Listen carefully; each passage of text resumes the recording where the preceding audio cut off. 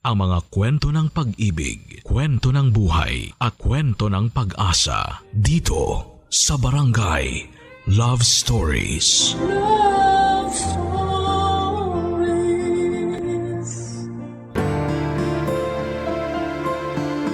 May mga pag-ibig na dumarating sa isang pambihirang pagkakataon at hindi ito mahahadlangan ng mga kabiguang pinagdaanan natin. Dahil kung para kayo sa isa't isa, gagawa ng paraan ang tadhana upang kayo ay magkasama. Ikaw kabarangay, naniniwala ka ba sa kapangyarihan ng pag-ibig? Dear Papa Dudut, magandang tanghali po sa inyo at sa lahat ng mga kapwa ko panatiko ng programa ninyong Barangay Love Stories. Tawagin niyo na lamang po ako sa pangalang Lauren, 34 years old at taga Pasig City.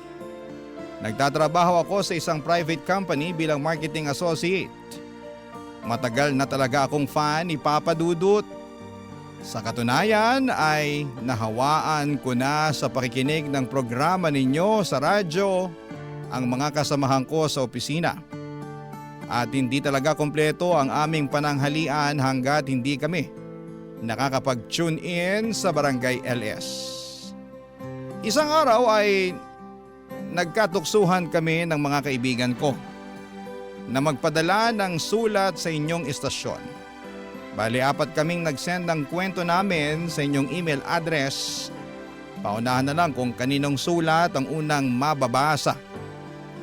At kung pala rin na mapili ang istorya ko, ako na ang magiging pinakamasayang babae sa mundo. Papa Dudut, magsisimula ang lahat noong 2023 kasama ko noon sa paborito kong restaurant ang longtime boyfriend kong si Sev. Naging kami 10 years ago. Tipikal na gabi lamang yon noong niyaya ko siyang makipagkita sa akin para samahan akong mag-dinner date. Papa Dudut.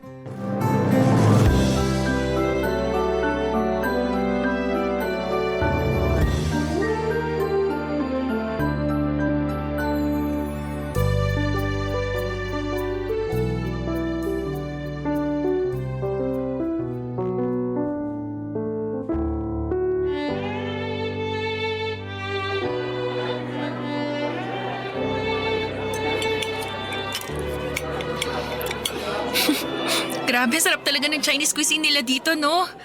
Paborito ko talaga tong pansit nila tsaka itong siomai. O teka, bakit parang hindi mo ginagalaw yung pagkain mo, babe? Wala akong gana. Di naman ako masyadong gutom eh. Sa katingin ko kulang pa sa'yo yung mga in-order natin. Gusto mo pati yung akin, kainin mo na eh. Ha? Bakit bigla namang naging ganyan yung tono mo? May problema ba? Paano ko sabihin ko meron? Ano yun? Di ano, kundi sino. Sino? Ikaw, Paano naging ako'y kumakain lang naman ako rito? nagtanong ka pa talaga para ka nagutuman ng 1 linggo kung makakain ka dyan. Dami mo pang in-order. Maubos mo ba talaga yan? Mamaya masayang lang ang mga pagkain na yan eh. Mahal pa naman dito sa kinainan natin. Teka ha? Ang dami mo namang sinasabi, hinay-hinay lang, okay? Di ako makabuelo eh. Unang-una, ano bang problema mo? Bakit bigla mo yatang pinakialaman yung pagkain at saka yung mga in-order ko?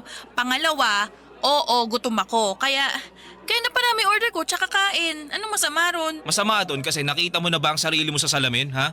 Ha? Ano namang kinalaman nun? Malaki. Kasi tingnan mo nga yung katawan mo, ang laki-laki na.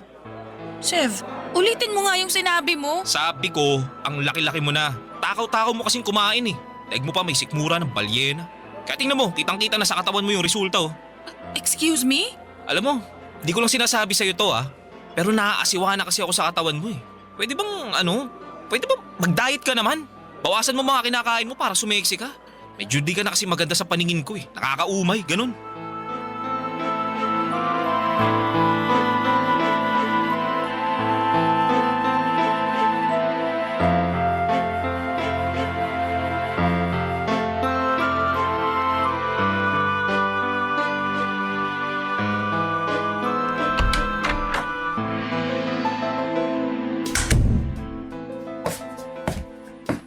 Andito na po ako. Oh, nak. Bakit malungkot ka? Hindi po ako malungkot, ma. Pagod lang po siguro ako. Ito po, kunin nyo. Pasalubong ko po sa inyo. Baka hindi pa kayo kumakain eh. Kumain na kami kanina pero ano ba to? Pagkain? Ay, ang dami naman. Akin na, dali. Take out po dun sa restaurant na kinainan namin ni Sev kanina. Ha? Bakit ang dami? Kakaunti lang naman tayo rito sa bahay. Ako lang, ikaw, ang papat kapatid mo na di naman malakas kumain. Teka nga, sabihin mo nga sa akin yung totoo, nak. May nangyari ba sa inyo ni Sev? Wala po, ma. Anong wala? Hindi mo ako maloloko, ha? Nanay mo ko. Baka gusto mong linyahan na naman kita ng mga pamosong linyahan ng mga kananayan pag alam nilang nagsisinungaling sa kanilang mga anak nila. Ano?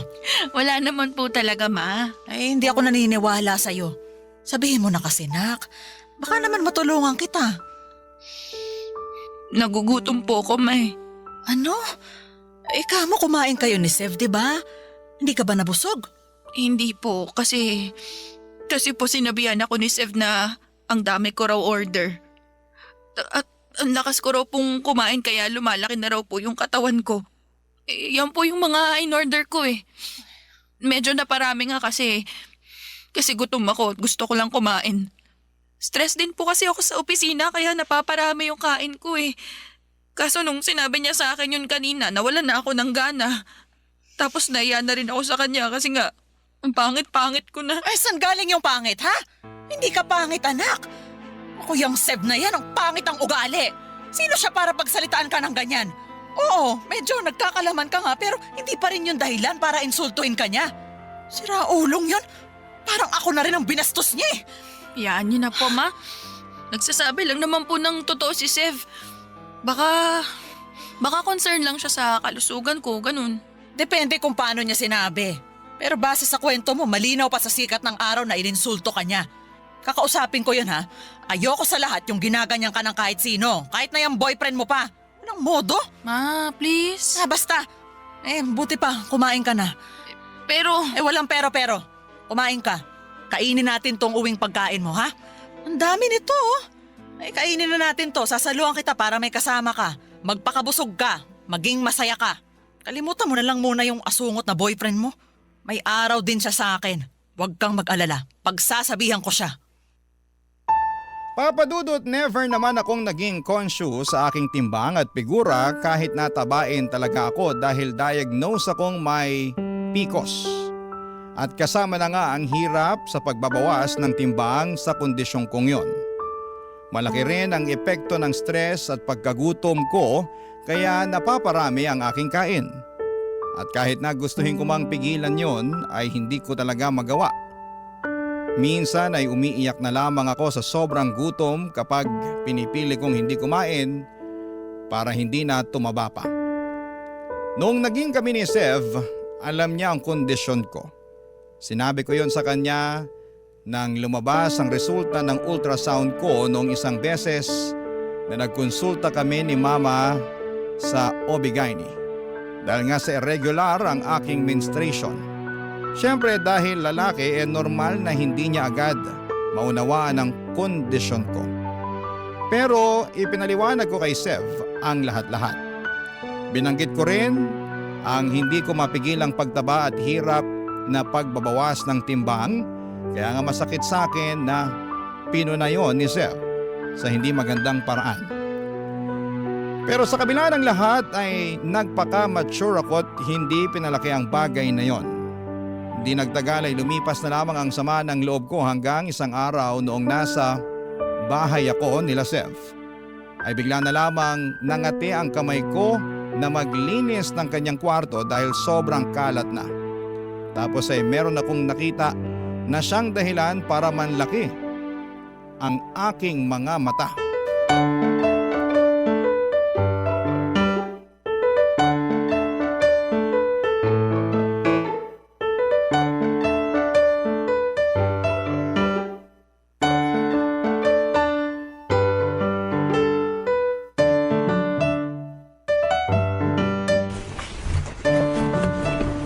grabe Sev, ang dami mo na palang labahan dito. Oo. Yaman mo na lang dyan. Papalaundry ko na lang pag sinipag ako. Kaso, ang dami na nito eh. May nasusuot ka pa bang damit? Meron pa naman, tsaka hayaan mo na nga lang sabi. Wala nga lang sa akin yung tambak na mga labahan ko tapos ikaw kung todo sita. Sabi ng kung ano-ano. Hindi naman sa kung ano-ano lang ang sinasabi ko. Kaya nga naglilinis ako rito eh. Malamang may mapupuna ako. Kung mamumuna ka lang din di mabuti pa, huwag ka nang maglinis dyan. Tsaka di ko naman sinabing maglinis ka eh. Ikaw lang naman tong di mapakali. Masyadong makati ang kamay mo. Siguro, ganun lang talaga kaming mga babae. Hindi ko nilalahat pero karamihan ayaw sa makalat at hindi organisadong gamit. Kaya nagkukusa na lang kaming ayusin at linisin. Bahala ka na nga sa buhay mo. Kada may sasabihin ako, may ribat ka rin eh. Ikaw nga laging mainit ang ulo mo sa akin eh. Wala naman ako sinasabi at ginagawang masama sa'yo. Ay talaga naman oh. Paanong di maiinis imbis na manahimik ka na lang sana dyan at ayusin mo na lang yung paglilinis mo? Ang dami-dami mo pang sinasabi. Nakakatulig ng tenga boses mo, alam mo ba yon? Maglinis ka na lang dyan di kaya iwan mo na yan tapos umuwi ka na. Tinatamad daw kasama ka rito sa apartment kung ganyan lang din ang ugali mo. Sorry na. Suriin mo mukha mo. Sige na, maglilinis na lang ako rito. Susubukan kong manahimik. Mabuti pa nga. Di mo yata ramdam na kanina mo pa ako iniistorbo sa paglalaro ko rito sa laptop eh. Di ako makafocus papansin ka masyado. Kaya nga sorry na, di ba? Maglaro ka lang dyan, maglilinis ako rito. Ayusin mo Kung makasabi ng aayusin, siya nga itong makalat sa aming dalawa. Ano yun, may sinasabi ka ba? Wala. Anong wala? Narinig ko may binubulong-bulong ka dyan eh. Wala nga yun. Sabi ko, ang ganda nitong pantalon mo. Di mo ba ito papalitan? Kupas na butas-butas. Ngayon, pantalon ko naman pinag-iinitan mo. Di naman sa pinag-iinitan, nagtatanong lang. Wala akong planong palitan yan. Napapakinabangan ko pa naman eh. Okay, sabi mo eh. Alam mo, buti pa ayusin ko na lang yung pagkakasalansan dito sa labahan mo. Babalik ta rin ko na rin ha, para pag nilabhan mo at natuyo, isusuot mo na lang. Bahala ka sa buhay mo. Check ko muna yung mga bulsa, baka may pera. Ha? Teka, anong pantalon ba yan? Ito, yung kupas na butas-butas. Yung ayaw mo ka mong palitan kasi napapakinabangan pa naman. Sabi ko, salansan ko na lang dun sa gabundok mong labahan. Pero check ko muna tong bulsa. Uy, may nakuha ako. Ay, kala ko pera. Ano kaya to? Wala, basura lang yan. Tingnan ko nga. Ano to? Sev! Ano ba kasi yan? Nagtanong ka pa talaga? Tingin mo sa akin, tanga? Malinaw pa sa sikat ng araw na resibo to ng motel, oh! Laki-laki pa ng pangalan mo? Anong ginagawa mo sa lugar na yon? Wala akong ginagawa dun. Anong walang ginawa? Gusto mo yan yung isipin ko, no? Tingin mo yata talaga sa akin, tanga eh. Pues para sabihin ko sa'yo, hindi ako pinanganak kahapon. Bahala ka sa buhay mo. Isipin mo na kung anong gusto mong isipin. Basta wala lang yan. Pinagtripan lang ako ng mga kasama ko sa opisina. Pinangalan sa akin kahit sila naman yung nagmotel. Tapos ayan, nilagay nila sa bulsa ko, ganun. Makulokoy na yun, hayaan mo, lagot sila sa akin bukas. Di ako naniniwala sa'yo. Di wag ka maniwala. Ako ba mapapraning kakaisip? Di naman, di ba? Ikaw naman yun eh. Tsaka bakit ka ba nagagalit? Kung totoo na sa akin yan, may rason naman bakit ako pumunta sa motel at ng babae. Kasalanan mo rin kasi yun. Pangit-pangit mo na. Naghanap lang ako ng maganda. Papadudot ako ang dapat magalit kay Sev matapos kong makita ang resibo ng motel na nakapangalan pa sa kanya. Pero siya ang galit na galit dahil sa paghuhormentado ko. At hindi pa siya nakontento dahil nakahanap pa talaga siya ng dahilan upang punahin ang mga kapintasan ko. Dahil sa mga sinabi niya, hindi lang ako nasaktan, kundi nawasak din ang puso at pagkatao ko. Simula noon, papadudot ay lalo ako naging conscious sa sarili ko. Mas naging mapili ako sa pagkain dahil natatakot ako na pag hinayaan ko ang sarili ko na lumobo ng husto at pumangit ay baka ayawan na talaga ako ni Sev. At ayaw ko namang mangyari yon, kaya ginawa ko ang lahat para pumayat at maging kaaya-aya sa kanyang paningin sa lalong madaling panahon. Pero kahit na anong effort ko, napansin ko na lamang na unti-unti nang lumalayo ang loob sa akin ni Sev ng mga panahong yon. Papadudot. Barangay Love Stories. Barangay Love Stories. Papadudot, mas kinain po ako ng takot at pagdududa na baka pinagtataksila na ako ng boyfriend kong si Sev nang dahil sa hindi na ako kaakit-akit sa kanyang paningin. Kaya nga para mapabilis ang pagpapapayat ko ay nag-crash diet ako. Yun bang bigla na lamang akong hindi kumakain at panay tubig na lamang ang kinukonsumo ko sa takot na baka madagdagan ang aking timbang. Pero alam naman natin na hindi yun healthy at recommended ng mga doktor dahil nangangailangan ng nutrisyon ang ating katawan na nakukuha natin sa pagkain po ng tama. Kaya lang ay hindi ko na yon inisip dahil nga ayaw kong iwan si Sev at ipagpalit sa ibang babae na di hamak na mas sexy at maganda kesa sa akin. Kaso dahil sa ginawa kong yun ay napasama ako. Isang araw ay bigla na lamang sumakit ang tiyan ko.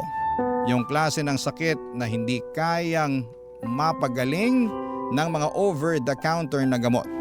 Hanggang sa umabot na nga sa puntong namamaluktot na ako sa sakit ng tiyan, kaya nagpa-ospital na ako kina Mama Papa Dudut.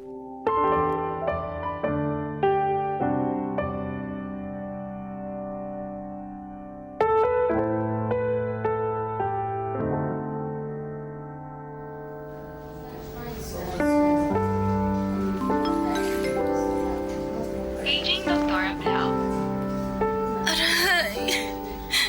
Aray, grabe. Sakit pa rin ang tiyan ko. Ang hirap ng may ganito. Hindi ko akalain na mau-hospital pa ako. Ano ba kasing ginawa mo sa sarili mo? Seryoso ka ba talaga sa inis mong yan? Oo, bakit?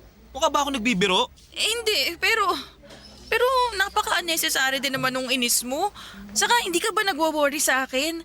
Andito ako ngayon sa ospital, oh. Imbis na sungitan mo ko, di ba pwede magpakita ka man lang ng concern? Concern naman ako, kaya nga tinanong kita kung ano bang pinaggagawa mo dyan sa sarili mo, di ba? Di mo naman ako sinagot. Saan ako lulugar niyan? Hindi ko nga alam kung ano ba nangyayari sa akin eh. Basta bigla na lang sumakit yung tiyan ko.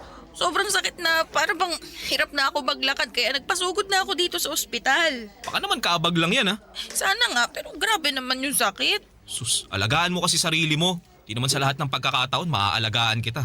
Buti sana kung mag-asawa na tayo eh. At kailangan pa bang maging mag-asawa muna kayo ng anak ko bago mo siya alagaan?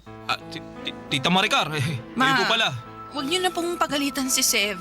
At bakit hindi ako magagalit? Nakakainis yung sinabi niya. Sa tono mo, Sev, parang utang na loob pa ng anak ko na alagaan mo siya. Di ba dapat naman talaga na gawin mo ang bagay na yun kasi girlfriend mo siya? Alam mo, matagal na ako nakakarinig ng sumbong mula kay Lore na di mo raw siya tinatrato ng mabuti. Mahal mo pa ba ang anak ko? Opo, mahal ko naman po si Loren, tita. Kung mahal mo siya, tratuhin mo siya ng mabuti. Huwag mo siyang saktan. Kawawa naman sa'yo yung anak ko eh. Saka hindi ganyang klase ng tao ang pagkakakilala ko sa'yo, Sev. Kakadismaya na bigla ka na lang nagbago. Pasensya na po kayo, tita. Humingi ka rin ng pasensya sa anak ko dahil siya yung mas nasaktan sa trato mo sa kanya. Pasensya ka na, Loren. Wala lang yun. Kaya ko naman to eh. Ma, huwag niyo na pong pagalitan si Sev, please. O sige, pero ikaw na lang ang pagagalitan ko. Ma, bakit naman? Nagtanong ka pa talaga? Pinag-alala mo kami ng husto ng papa at kapatid mo, nak. Ano po ba kasing nangyari? May sinabi po ba yung doktor? Meron na. Sabi niya, GERD daw yung sakit mo. Kaya sumasakit ng husto yung tiyan mo. Tapos nung sinuri nila yung dugo mo nakitaan pa nila na may nakahalong gamot doon. Basta, may iniinom ka bang gamot, nak? Tapatin mo nga ako. Magsabi ka ng totoo. Meron po, ma. Pero ano lang naman po yun slimming pills. Nabili ko lang po yun online kasi sabi raw mabilis daw pong magpapayat. Ay, Diyos ko naman. Baka peke pa yun, ha? Hindi naman po siguro. Medyo namayat naman po ako Feeling ko nga gumaan po yung katawan ko Namayat ka nga pero yun dahil wala kang kinakain. Gusto mo yatang mabutas na lang yung bituka mo at lumala ng husto yung kondisyon mo Saka bakit ka ba nagpapapayat? Dahil ba sa sinabi sa'yo ni Seb? Ay, kasalanan mo talaga to, Seb Tita, di naman po yata patas na isisi nyo sa akin yung nangyari kay Loren. May sarili na pong isip yung anak nyo. Meron nga. Pero di naman niya maiisip ang bagay na yon kung hindi mo siya iniinsulto. Kapag may nangyaring masama sa anak ko, naku, ikaw talaga ang sisisihin ko.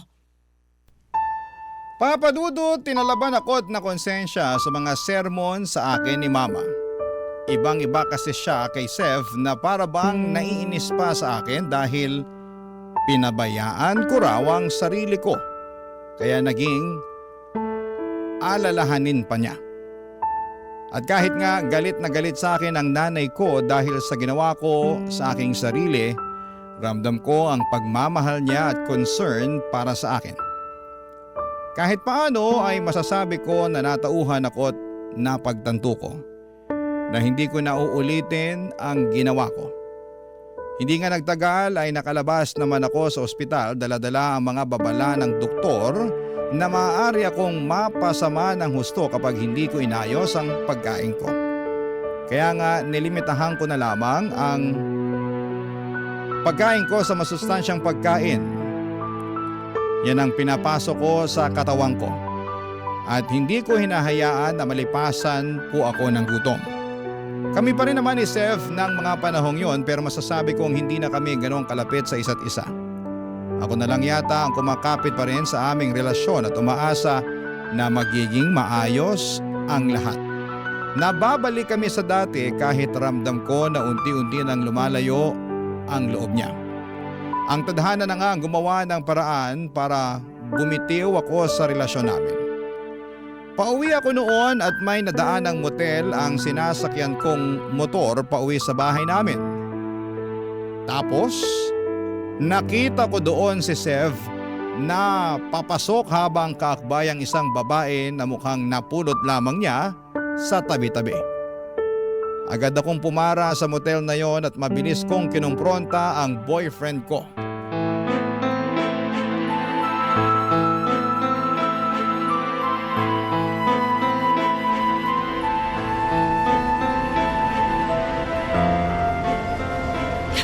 Hayop ka, Seth!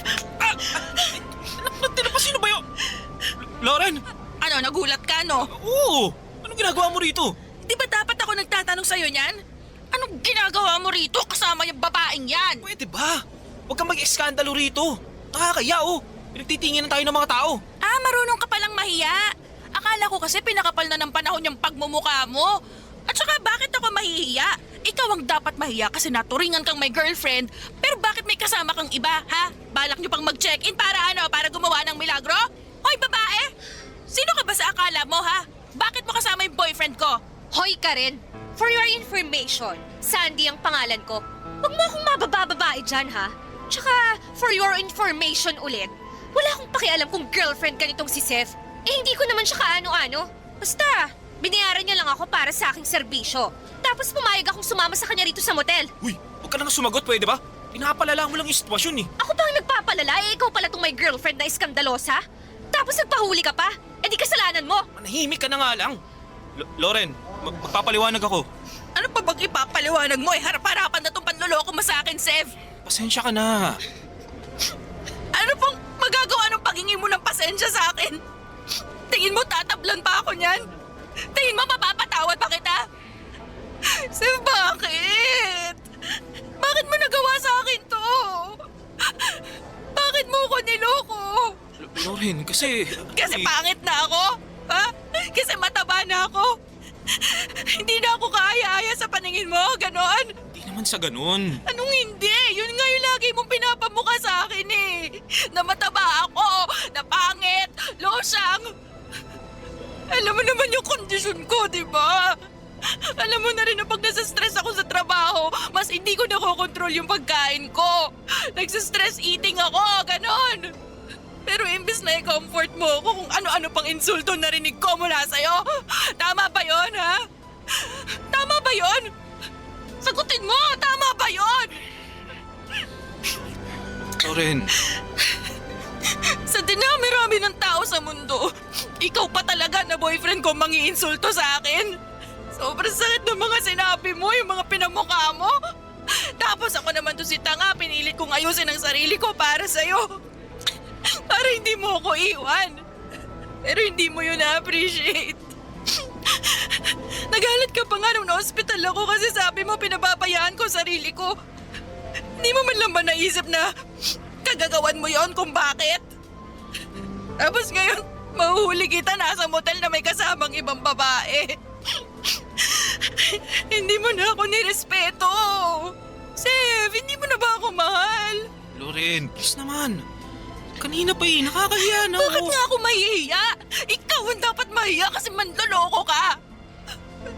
Kadiri kayo, nakakasuka kayo. Tapos na tayo, Sev. Ayoko na sa'yo. Mamaya mahawaan mo pa ako ng kung anong sakit na pwede mong makuha sa babaeng yan.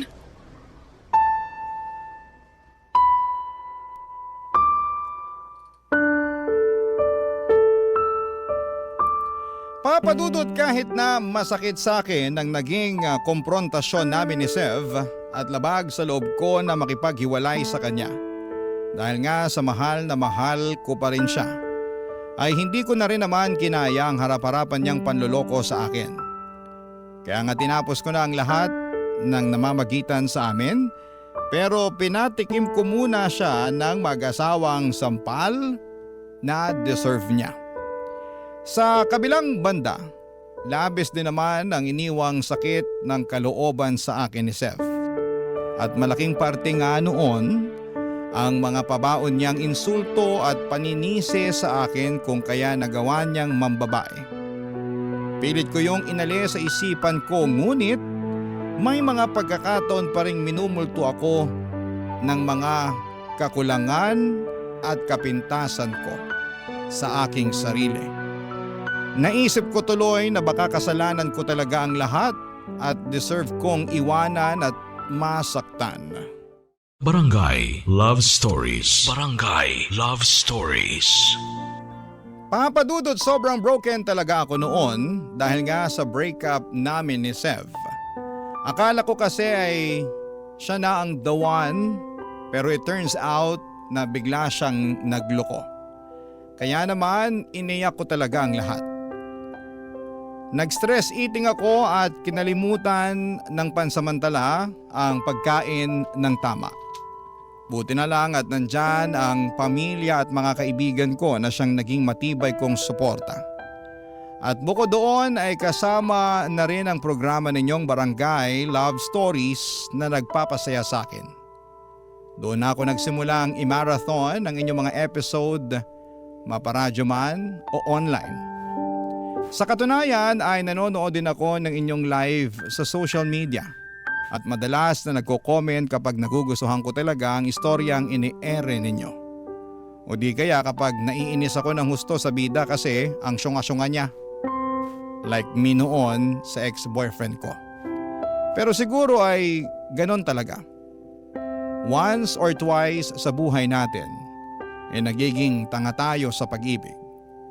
Moving forward, unti-unti naman ako nakausad at muling naniwala sa love dahil sa programa ninyo, Papadudot. Nakakatuwa at nakakaaliw ang mga kwento ng pag-ibig, buhay at pag-asa na binabahagi ng mga kabarangay natin. Kaya nga one time ay nakapag-iwan ako ng comment sa isa sa mga live ni Papadudot. Sabi ko doon, sana ako na lang ang piliin noong bidang lalaki. Kesyo hindi niya deserve ang karelasyon niya noon sa sulat niya na sobrang toxic. Tapos, nagulat na lamang ako dahil biglang may nag-reply at sinabi niya doon na ako raw ang pinipili niya. At dahil nga po sa mga nangyari, natawa ako at nireplyan din siya. Bale, nag-usap kami sa comment section ng live ni Papadudot hanggang matapos ang programa, tapos ay nagulat na lamang ako nang makatanggap ng personal message mula sa kanya. Hindi nagtagal ay nakilala ko nga siya bilang si Stefan Papadudot.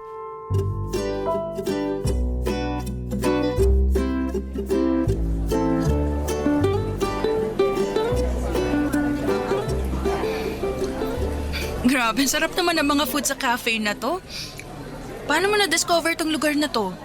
Grabing ganda, tapos affordable lang din yung mga pagkain. Ganda pa ng ambience. Tambay na talaga ako dito.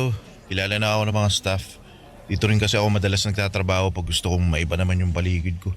Yung bang ayoko muna sa bahay, yung ganun. Nakakasawa rin kasi. Wow, so work from home ka pala? Oo, simula pa nung pandemic. Nice, iwas traffic, no? Ay, ala, sorry. Masyado na ba akong maraming kinakain? Pansin ko kasi konti ka lang kumain. Baka mamaya iniisip mo, takaw-takaw ko ha. Masarap lang talaga yung pagkain. Hindi ko mapigilang kumain ng kumain. Kaya nga tayo umorder na maraming pagkain para kainin. Tsaka tiwala naman ako na masarap at magugustuhan mo yung mga dishes nila rito. Kaya yan ang in-order ko para sa atin. Galing din talaga ng taste mo, no? Lauren, salamat ha. Saan? Hindi kasi pumayag kang makipagkita sa akin. Akala ko kasi hindi ka free ngayon kasi sabi mo may ginagawa ka rin tuwing Sabado tsaka Linggo. Meron nga pero okay lang naman. Tsaka gusto ko ring lumabas kasama mo dahil matagal-tagal na simula nung makipag-date ako. I mean, friendly date, ganun. Kaya, thank you kasi di ko akalain na makikilala kita. Tsaka alam mo yun, ang funny lang kung paano nangyari yun. Kaya nga ako rin naman thankful kasi nag-reply ka nun sa akin sa comment section. Tsaka, eto na, di ba? Kasama na kita. Ka-date. Friendly date. Nga pala, mahilig kang makinig ng drama? Ayo, nakakatuwa kasi nakaka-inspire. Tapos minsan, nakakagalit. Ay, true yan. Diba? Siyempre, nakakadala yung kwento lalo na kung may nakakainis na kontrabida. Pero meron din namang nakakakilig. Nako, sinabi mo pa. Doon na nga lang ako kinikilig eh. Ay talaga? Bakit naman? Paano? Simula kasi nung iniwan at niloko ko ng ex kong masama ang ugali, hindi na talaga ako naniwala sa love-love na yan. Siyempre, bitter-bitera ng atake ng lola mo, ganun. Ikaw ba naman sakta ng bonggang-bongga eh. Kaya, nakikringe talaga ako pag nakakapakinig ako ng mga love story na yan until nagustuhan ko na lang bigla. Narealize ko kasi na hindi naman pare-pareho yung pinagdaraanan ng mga tao lalo na sa pag-ibig. Merong masaya, maganda, meron din naman problematic. Pero alam mo sa uli, nagiging maayos din naman yung lahat. Alam mo, kagaya na lang ng mga realization mo. Naniniwala naman ako na pag hindi tayo nag-workout sa una nating relasyon, di pa naman katapusan ng mundo. Oo, masasaktan tayo, iiyak, malulungkot, di ba, manghihinayang. Alam mo, parang ako lang yan kasi 10 taon na kami nung ex ko noon. Ang dami ko ring tanong sa sarili ko kung bakit niya ako nagawang lokohin. Hanggang ngayon, hindi ko pa rin nahanap yung mga sagot eh. Baka ako yung problema, baka siya, ewan. Pero hindi na siguro yun mahalaga kasi mas focus na ako ngayon sa sarili kong kaligayahan. Tama naman. Naniniwala ako na panandalian lang ang kalungkutan. Sa bawat kwento naman palagi pa rin may happy ending sa dulo.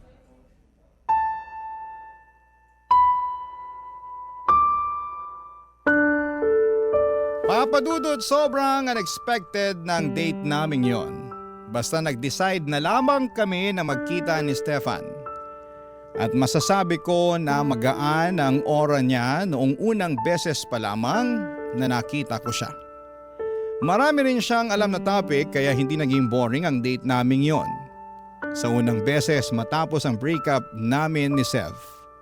Noon lamang ako lumabas kasama ang isang lalaki na nakilala ko nga online. Ang unang date naming yon ni Stefan ay nasundan pa ng mga nasundan ng marami pang date. Naging close kami sa isa't isa at mas nakilala ko rin siya ng gusto. Isa sa mga bagay na nagustuhan ko sa kanya ay wala siyang pakialam sa mga bagay na insecure ako. Lagi niyang pinupuri ang appearance ko at sinasabihan ako maganda kahit na napakasimple lamang ng ayos ko. Bukod doon ay nakikinig din siya sa akin. Yung klase ng pakikinig na may kasamang pangunawa at simpatya kaya naman unti-unti na akong nahulog sa kanya. Pero panandalian lang pala ang saya. Sapagkat isang araw ay merong binalita sa akin si Stefan na siyang dahilan upang malungkot ako ng husto. Papadudot.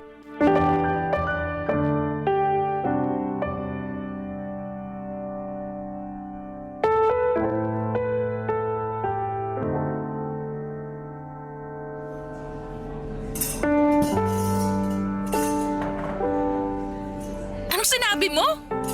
Joke ba yan o ano? Hindi yun joke, seryoso ako doon.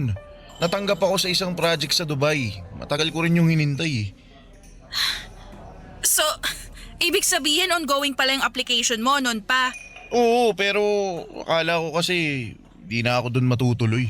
Natanggap ka nga kamo at matagal mo na nga rin hinihintay. Ibig sabihin, tuloy na tuloy ka na. Daya naman, iiwan mo rin pala ako eh. Pero may social media naman eh. Pwede pa rin tayo mag-usap dun. Meron nga, pero iba yung oras doon tsaka dito. Baka mahirapan tayo, lalo na siguradong magiging busy ka na doon pagdating mo. Makakahanap pa rin naman ako ng paraan para kausapin ka. Hindi mo naman kailangan gawin yun kasi magkaibigan lang naman tayo, di ba? Wala kang responsibilidad sa akin. Ang totoo, meron. Anong meron? Paano? Kasi gusto kita. Gusto kita higit pa sa isang kaibigan. Wow!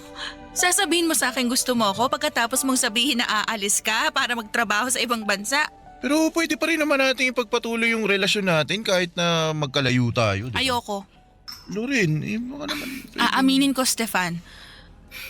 Gusto na rin kita. Pero ayoko ng LDR. Ayoko noon, praning ako eh. Tsaka hindi ko alam kung kakayanin ko. Kaya nga kung ganyan lang na aalis ka mabuti pa tapusin na lang natin tong kung ano mang meron tayo ngayon. Para wala ka na rin kargo pagdating mo doon. Para trabaho na lang iintindihin mo. Ayos lang naman ako eh. Huwag ka mag-alala sa akin. Makaka-move on naman ako.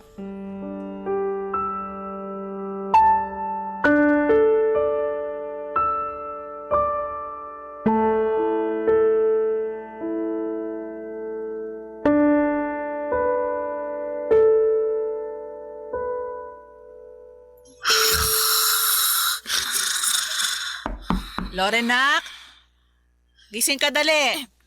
Po! Bakit po, ma? Teka, pagbubuksan ko kayo ng pinto. Sorry, Nak. Mukhang malalim na yung tulog mo. Naistorbo pa tuloy kita. Ayos lang po, pero ano po ba yon? Bakit niyo ako ginising? May naghahanap kasi sa'yo. Kanina pa sigaw ng sigaw sa may gate natin kaya nilabas na namin ng papa mo. Ma, nagpapasok kayo ng tao dito sa atin? Oo, pero nagpakilala naman siya sa amin ng papa mo. Siya raw si Stefan. At nagmamakaawa siya na kausapin ka kaya sige na. Labasin mo na kasi di raw siya uuwi hanggat di ka nakakausap. Sige po, ma. Stefan, bakit pumunta ka pa rito sa bahay? Sorry Loren, hindi ko lang talaga kayang tanggapin na ganun mo na lang tinapos ang lahat sa atin. Ano ba kasing meron tayo? Gusto lang naman natin ang isa't isa pero wala nga tayong label eh. Tsaka aalis ka na, di ba? Dapat mas mag-focus ka na doon kaya sana kalimutan mo na lang ako. Hindi ko magagawa yun dahil mahal kita. Anong sabi mo? Mahal na kita at gusto kong maging tayo. O kung ano mang meron tayo ngayon. Ayokong itapon na lang basta-basta yung pinagsamahan natin. Gusto ko lumalim pa yun at magbunga. Gusto ko kitang ligawan. Gusto kitang maging kasintahan. Gusto ko rin naman yun eh. Pero aalis ka nga eh. Pero babalik naman ako eh. Pag nakabalik na ako, magpapakasal tayo. Di pa nga kita sinasagot, kasal na agad gusto mo? Ikaw na kasi yung babae na nakikita kong makakasama ko hanggang pagtanda natin. Kaya sorry kung advance ako mag-isip. Ang totoo, ikaw na rin yung nakikita ko na gusto kong makasama habang buhay. Pero natatakot kasi ako eh. Hindi mo naman ako masisisi, di ba? Hindi, normal lang naman yung matakot. Ako rin naman natakot nung nagtapat ako sa'yo kasi naisip ko baka di tayo pareho ng nararamdaman. Baka di mo rin ako gusto katulad nung pagkagusto ko sa'yo. Natakot ako na masira yung pagkakaibigan natin pero nilakasan ko yung loob ko kaya nagtapat ako sa'yo. At sobrang saya ko nung sinabi mong gusto mo rin ako. Kaya, Loren, sana bigyan mo ako ng pagkakataon para patunayan ko yung sarili ko sa'yo. At bigyan mo rin ng sansa yung kung anong meron tayo.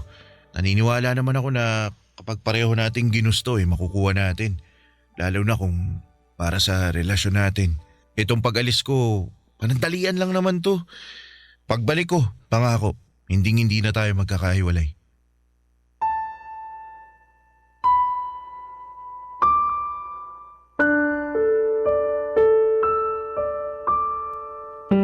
Papadudod, ramdam ko ang sincerity sa boses ni Stefan. Ramdam ko na gusto niyang mag-workout ang kung anuman ang meron kami ng mga panahong yon. Ramdam ko na gusto niyang sumibol ang relasyon namin at mamunga yon. Kaya nga ng gabing yon ay sinantabi ko ang takot, pagdududa sa aking sarili at pangamba sa puso ko nang sagutin ko si Stefan at pumayag na maging kasintahan niya. Mahal ko na rin naman siya at na-realize ko na mas hindi ko pala kaya na mawala siya sa akin. Kaya nga pinag-usapan namin ang magiging setup namin sa aming pansamantalang paghihiwalay. Papa Dudut, hindi po madali ang long distance relationship, lalo na sa katulad kong nasanay na nasa tabi ko lang noon ng ex ko. Pero worth it ang lahat ng sakripisyo dahil ramdam ko kung gaano kagusto ni Stefan na magtagumpay ang aming relasyon. Sa araw-araw na lamang na ginawa ng Diyos ay hindi siya nagmintis na i-appreciate ako, na iparamdam sa akin ang pagmamahal niya at kung gaano ako kahalaga sa kanya. Kaya nga nagpapasalamat ako ng husto sa Panginoon dahil natagpuan ko ang katulad ni Stefan. Sa kasalukuyan ay nasa Dubai pa rin si Stefan, Papa Dudut, pero uuwi na siya sa 2026 at plano na rin naming magpakasal sa taong yon. Hindi perpekto ang aming relasyon, pero pagmamahal namin sa isa't isa at pananalig sa may kapal ang pinakamalakas naming sandigan. Maraming salamat po sa pagbasa ng aking kwento at sana po ay marami kaming na-inspire sa istoryang tinampok ko sa programa ninyong Barangay Love Stories. God bless po and more power sa inyong istasyon. Ang inyo pong forever kapuso at ka-barangay, Lauren. Kwentuhan naman tayo dito sa comment section.